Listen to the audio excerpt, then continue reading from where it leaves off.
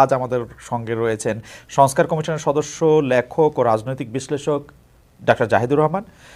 Doctor Zahidur Rahman, আপনাকে ধন্যবাদ, আপনি আমাদের অনুষ্ঠানে আমাদেরকে সময় দিয়েছেন। আপনাকে স্বাগত জানাই আমাদের অনুষ্ঠানে যুক্ত হওয়ার জন্য।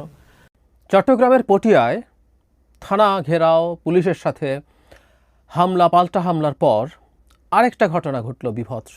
এরকম ঘটনা নিয়ে আমাদের আসলে খুব কঠোর হওয়া দরকার আছে। এটা লালমনিরহাটের পাটগ্রাম থানায়। এবার অভিযুক্ত বিএনপি। চট্টগ্রামের পটিয়ায় অভিযুক্ত ছিল বৈষম্য বিরোধী ছাত্র আন্দোলন, এবং এখানে সারপ্রাইজিংলি এনসিপি নেতারাও গিয়ে সরেজমিনে এখানে অনেক কিছু করেছেন। এবং সর্বশেষ খবর অনুযায়ী আমরা যেটা দেখলাম, পটিয়ার ওসিকে প্রত্যাহার করা হয়েছে। খুবই খারাপ খবর। খুবই খারাপ জেস্চার ফ্রম দ্য গভর্নমেন্ট। আমি আসবো সেই জায়গায়ও, কিন্তু পাটগ্রাম নিয়ে আসলে একটু কথা বলতে চাই। এবং বিএনপি এবার এখানে জড়িত হয়েছে। বিএনপির অনেক মানুষজনের বিরুদ্ধে, বিশেষ করে তৃণমূল পর্যায়ের মানুষজনের বিরুদ্ধে চাঁদাবাজি, দখলদারির নানান রকম অভিযোগ আছে। এবং এগুলো সত্যতা যে আছে তার প্রমাণ হলো বিএনপি তার সর্বোচ্চ নেতৃত্বের পর্যায় থেকে এদের অনেককে বহিষ্কার করেছে। সংখ্যাটা কয়েক হাজার সম্ভবত এখন, আমি সর্বশেষ স্ট্যাটিস্টিক্সটা জানি না। তার মানে বিএনপি স্বীকার করছে এগুলো হচ্ছে, যেখানে অভিযোগ হচ্ছে সেখানে এগুলো করছে। এর মধ্যে একই সাথে জরুরি কথা, যখন এই ঘটনাগুলো ঘটে আমরা সরকারের পদক্ষেপ আসলে সেভাবে দেখি না। এগুলো তো সরকারের পদক্ষেপ নেওয়ার কথা, কিন্তু এবার যে ঘটনাটা হলো, আমি মনে করি বিএনপিকে বহিষ্কার, এদের সাথে যারা জড়িত আছে তাদেরকে তো বহিষ্কার করা হয়তো হবেও, কিন্তু এদের যাতে শাস্তি নিশ্চিত হয় সেই ব্যাপারেও বিএনপির খানিকটা হলেও মনিটরিং করতে হবে। যদি আমরা অনেক সময় ফৌজদারি অপরাধে জড়িত বিএনপি সদস্যদের বিরুদ্ধে যেন পুলিশ ব্যবস্থা নেয় সেই আহ্বানও তাদেরকে জানাতে দেখেছি, কিন্তু এটা খুবই সিরিয়াস একটা চাঁদাবাজির ঘটনা। আর থানায় গিয়ে হামলা করা, মানে আমি এটাকে বিদ্যমান প্রেক্ষাপটে আমাদের অত্যন্ত গুরুত্বপূর্ণ একটা রাষ্ট্রীয় প্রতিষ্ঠান পুলিশের অ্যাক্টিভ হয়ে ওঠার ক্ষেত্রে খুব বড় ব্যারিয়ার বলে মনে করি।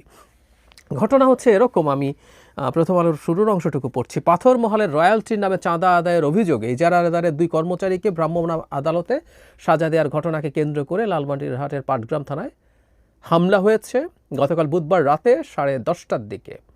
200 থেকে 250 জনের একটি দল থানায় ঢুকে ভাঙচুর করে সাজাপ্রাপ্ত 2 আসামিকে ছিনিয়ে নিয়ে যায়।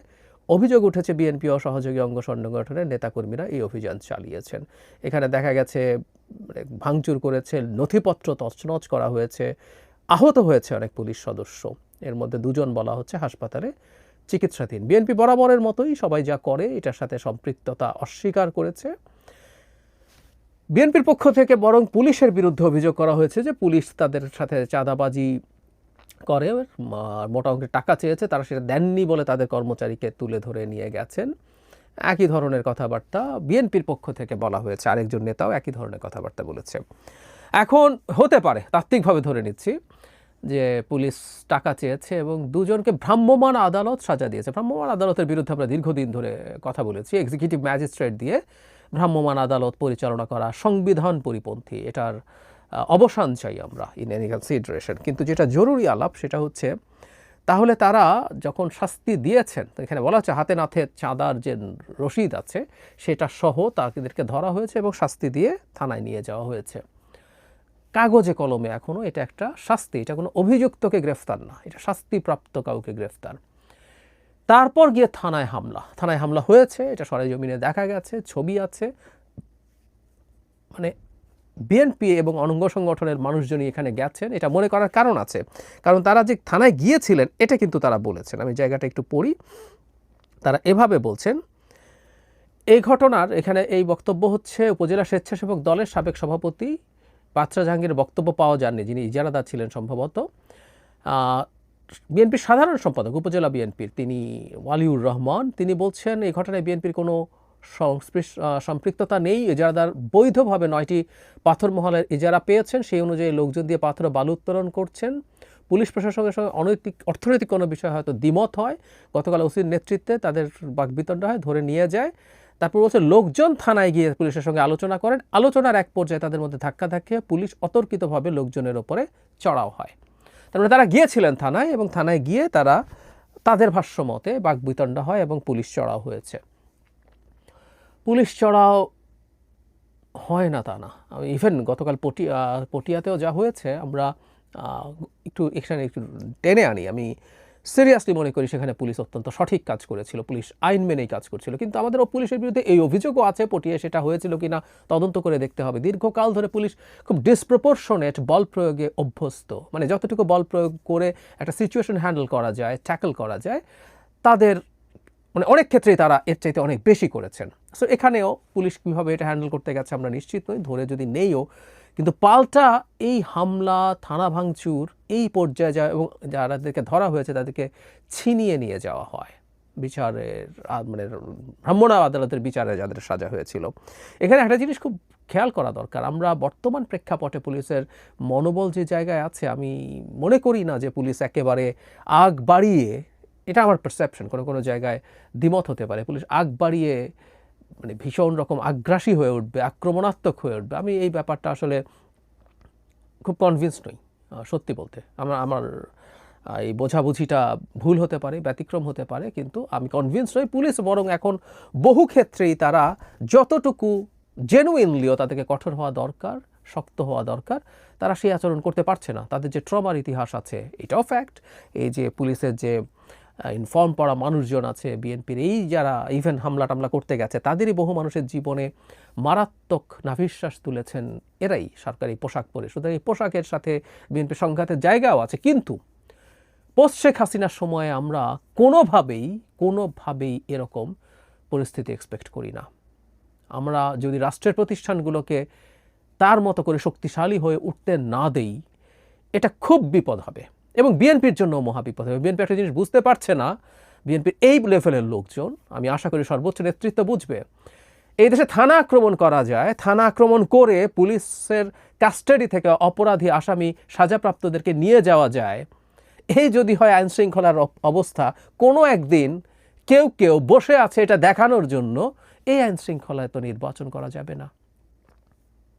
বসে আছেন, এনসিপি নিজেও করেছে, এনসিপি এন্ডোর্স করেছে, আমি এভাবে বলবো, কারণ হচ্ছে এনসিপির অনেক নেতা বৈষম্য বিরোধী ছাত্র আন্দোলনের বিরুদ্ধে যা হয়েছে পটিয়াতে, সেটাকে নিয়ে অত্যন্ত টাফ সব স্টেটাস দিয়েছেন, অন্যের দেওয়া স্টেটাস শেয়ার করেছেন। সো এনসিপিও একটা এনার্কি তৈরি করছেন, তারাও থানায় পুলিশের সাথে মারামারি করে থানা ঘেরাও করতে পারেন, তারা তাদের জায়গা থেকে করছেন। আইন শৃঙ্খলার অবস্থা ভালো না, এবং এখানে যখন বিএনপি করছে, মজার ব্যাপার হচ্ছে ফাঁদটা বিএনপির জন্য পাতা হচ্ছে। বেশ কিছুদিন আগে আমি এটা নিয়েও কথা বলেছি, রয়টার্স এবং এএফপির সাথে সাক্ষাৎকারে জনাব নাহিদ ইসলাম, এনসিপির প্রধান, বলেছেন ক্লিয়ারলি দেশের আইন শৃঙ্খলা পরিস্থিতি, নির্বাচন, তখন ডিসেম্বরের নির্বাচনের আলাপ হচ্ছিল, এই বছরের মধ্যে নির্বাচনের জন্য উপযোগী নয়। এখন আমি ধারণা করি এরকম আরও বেশ কিছু জায়গায় অনেককে দিয়ে বেশ কিছু ঘটনা ঘটানোর চেষ্টা করা হবে, যেগুলোর মাধ্যমে থানা যেখানে আক্রমণ হয় সেই দেশে, যেটা যদি ওয়াইড স্প্রেড হতে থাকে অনেক জায়গায়, যারা চক্রান্ত করছে তারা এরকম ঘটনা ঘটাবে বলে আমি ধারণা করি। আর সেখানে বিএনপি গিয়ে নিজে এগুলো করছে। বিভৎস ব্যাপার।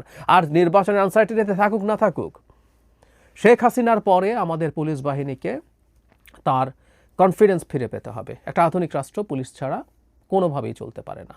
এই জন্য খুব অল্প সময়ের মধ্যে, গণঅভ্যুত্থান শেষে আমরা সফল হওয়ার পর 7 বা 10 দিনের মধ্যে পুলিশের উপরে যা হচ্ছিল, যে অ্যাটিটিউড দেখানো হচ্ছিল, আমি সেটার বিরুদ্ধে কথা বলেছি। আমাদের একটা রিকনসিলিয়েশনের জায়গায় যেতে হবে এবং পুলিশকে কনফিডেন্ট হয়ে উঠতে দিতে হবে।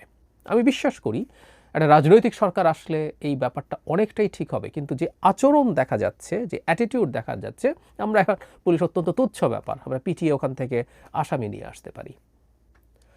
বিএনপির লোকজনের বিরুদ্ধে চাঁদাবাজি বা এই ধরনের অন্যায়ের যেসব অভিযোগ আছে, দখলদারির অভিযোগ আছে অনেকে, এবং এসব অনেক ক্ষেত্রেই সত্য, বারবার বলছি, বিএনপি নিজেই এটাকে স্বীকৃতি দেয়, সংখ্যাটা তার চেয়ে বেশি হতেই পারে। আমি মনে করি এগুলো আসলে ঠিক সেই অর্থে স্টেটকে আঘাত করা না। খুবই খারাপ কথা, করাপশন বাংলাদেশে ছিল এবং বিএনপি ক্ষমতায় আসলে চাঁদাবাজি চলে যাবে বলে আমি মনেও করি না। আমাদের একটা রেঞ্জ সিকিংয়ের অর্থনীতি আছে, এটা একটা দীর্ঘকালীন স্ট্রাকচার আছে, আমরা ধাপে ধাপে এগুলো থেকে বেরিয়ে আসতে হবে, সেটা অন্য ডিবেট। কিন্তু যে স্পর্ধা দেখানো হলো লালমনিরহাটের পাটগ্রামে, এটা ভয়ঙ্কর।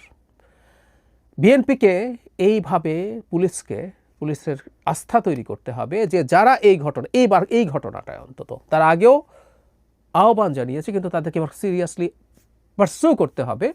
এই ঘটনায় যারা ইনভলভড হয়েছে তাদেরকে ধরতে হবে এবং খুব কঠোরভাবে বিচারের আওতায় আনতে হবে, নাহলে এটা চলতেই থাকবে। পুলিশকে যদি এই শক্তি, এই ক্ষমতা না দেয়া হয়, তাহলে আসলে লাভ নেই। পটিয়াতে যেটা হলো এটা আরও এরকম ঘটনা ঘটানোর পথ তৈরি করবে। হু নোজ, পটিয়ার এটা দেখেই পাটগ্রামে এটা হয়েছে। ওখানে যখন পুলিশের সাথে সংঘর্ষ হলো, যে পুলিশ সঠিক জায়গায় ছিল, আবারও বলছি সে ডিসপ্রপোর্শনেট বল প্রয়োগ করেছে কিনা সেটা দেখা যেতে পারে, কিন্তু সেখানে যেটা হলো এখন রাস্তা টাস্তা ব্লক করে দেওয়ার কারণে শেষ পর্যন্ত সেই ওসিকে প্রত্যাহার করা হলো। এই যদি হয় নজির, এই নজিরগুলো খুব ভয়ঙ্কর সমস্যার সামনে তৈরি করবে আমি মনে করি, এবং আমি আশা করি এটার গুরুত্ব বিএনপি বুঝবে এবং খুব টাফ পদক্ষেপ নেবে। তাদের এমনি প্রচুর বদনাম হচ্ছে মাঠে, তাদের লোকজনের আমি ব্যক্তিগতভাবে কথা বলে দেখেছি, চাঁদাবাজি সহ নানান ক্ষেত্রে তাদের এই ধরনের জড়িত থাকায় আমার সাথে ব্যক্তিগতভাবেও কেউ কেউ এই ধরনের কথা বলেছেন বিভিন্ন ক্ষেত্রে। সুতরাং they have to be very careful.